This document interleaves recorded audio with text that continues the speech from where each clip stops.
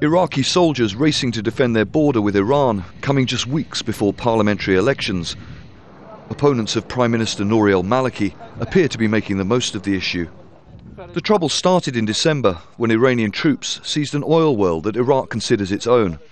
Tehran says its soldiers occupied the installation in order to dismantle a barrier erected by Iraqi troops.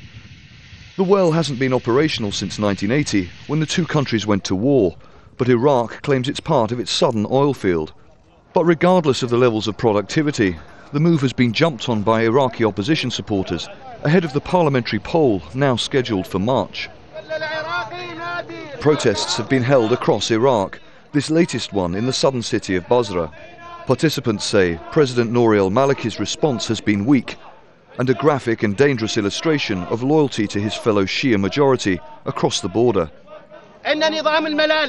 The mullah's regime, which claim to want to protect the Iraqi people's interests, especially those of the Shia, are liars, and their intentions are flimsy, as we can see.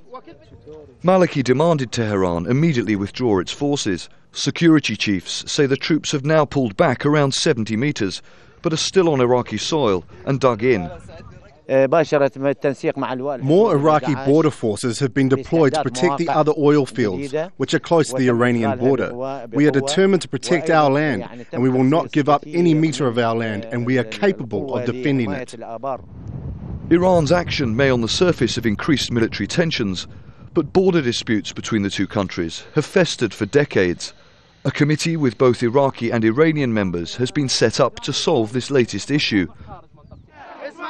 But there is no more potent a rallying cry for Maliki's opponents than accusing him of selling out to Iran, a country they label as their troublemaking neighbour. Stratford, Al Jazeera.